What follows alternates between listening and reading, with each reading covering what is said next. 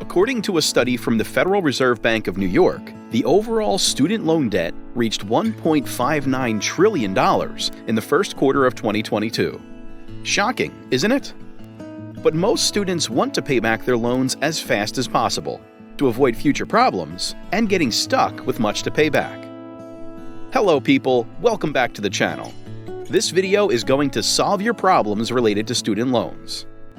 If you think paying off your student loans feels too far away, or even worse, totally impossible, hear me out. However, I'm not going to lie to you all. Paying off your student loans takes time, hard work, and many sacrifices. But it is doable. Let's set some expectations first. I don't have a unique magic trick or life hack to help you get rid of it all in 30 days flat. It will not happen overnight, just like it didn't grow overnight. It took a lot of patience, practice, and a constant routine of following the strategies. The faster you get rid of your loans, the sooner you can live on your terms. So, let's make it happen. The first step? Set a budget. According to the U.S. Department of Education, developing budgeting skills can help you get the most out of your student loans and position yourself for success in the future. Additionally, creating a budget can help you keep your finances in order and indicate when you need to cut back on your spending. To get you started, the agency has budgeting advice.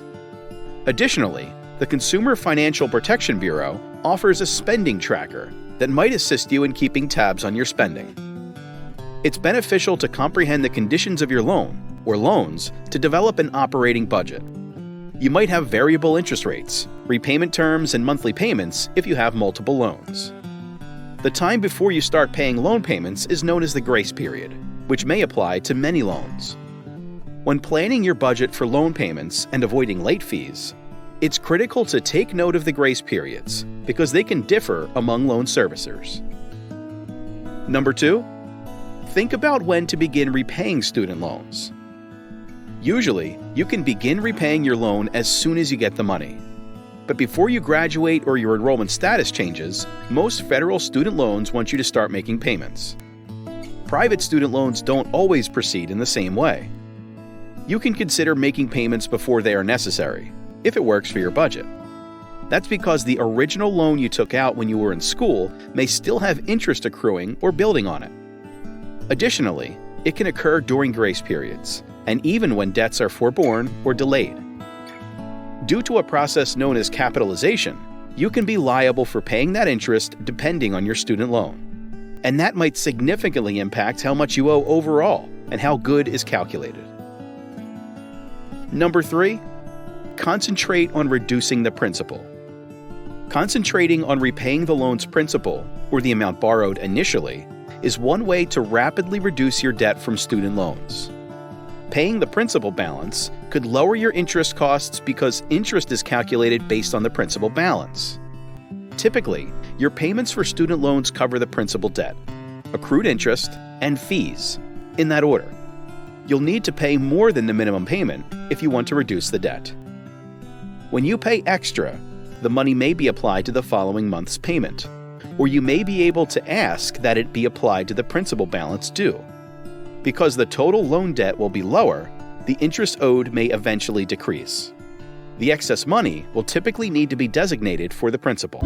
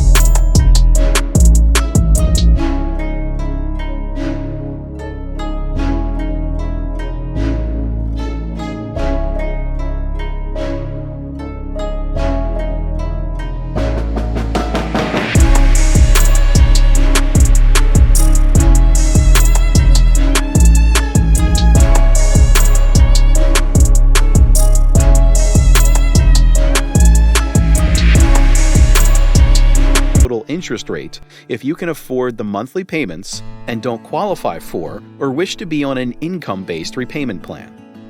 You might be able to pay off your college loans more quickly.